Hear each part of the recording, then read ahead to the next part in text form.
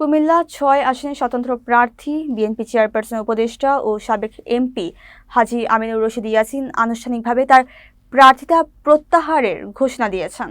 রোববার দুপুরে নগরীর ধর্মসাগরের পাশে তার নিজ রাজনৈতিক কার্যালয়ে এক সংবাদ সম্মেলনে এই ঘোষণা দেন। দলের চেয়ারপারসন তারেক রহমান জানান, মনোনয়নপত্র প্রত্যাহার করে নির্বাচন থেকে সরে দাঁড়ানোর এই সিদ্ধান্ত নেন হাজী ইয়াসিন। আগামী নির্বাচনে কুমিল্লা দক্ষিণ জেলার ৬টি নির্বাচনী এলাকায় তিনি বিএনপির সমন্বয়ক হিসেবে দায়িত্ব গ্রহণ করবেন। সংবাদ সম্মেলনে বক্তব্য রাখেন কুমিল্লা ৬ সদরের বিএনপি মনোনীত প্রার্থী, দলের চেয়ারপারসন উপদেষ্টা ও সাবেক হুইপ মনিরুল হক চৌধুরী, দক্ষিণ জেলা বিএনপির সভাপতি ও সাবেক এমপি জাকারিয়া তাহের সুমন। এ সময় উপস্থিত ছিলেন কেন্দ্রীয় নির্বাহী কমিটির সদস্য সৈয়দ জাহাঙ্গীর আলম, কুমিল্লা ৫ আসনের বিএনপি প্রার্থী হাজী জসিমউদ্দিন, মহানগর বিএনপি সভাপতি উৎবাদুল বারী আবু, জেলা বিএনপির সাধারণ সম্পাদক আশিকুর রহমান মাহমুদ ওয়াসিম, মহানগর বিএনপির সাধারণ সম্পাদক ইউসুফ মোল্লা টিপু সহ জেলা ও মহানগর বিএনপির সিনিয়র নেতৃবৃন্দরা।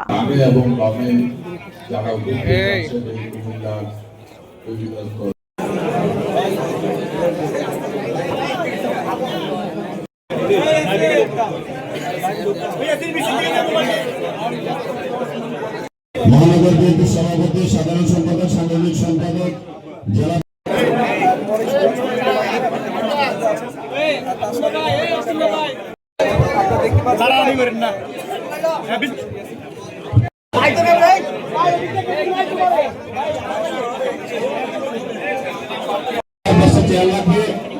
ওই পাশে চাপাই বসেন। আমাদের জেলার নেতৃবৃন্দ আছে, মহানগর নেতৃবৃন্দ আছে।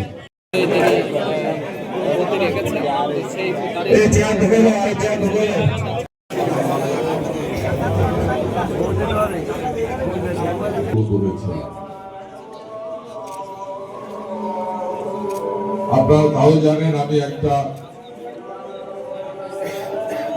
চেয়ারম্যান সাহেবের সাথে দেখা করতে যাই।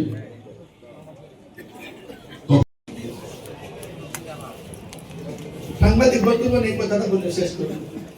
একটি কথা দয়া করে বুঝবেন, আপনাদের মধ্যে মত থাকতে পারে, মত থাকতে পারে, দলের বৃহত্তর দলের স্বার্থে যে স্যাক্রিফাইস করছেন, সেজন্য আমি ওনাকে অন্তরে অন্তঃস্থিত ধন্যবাদ জানাচ্ছি।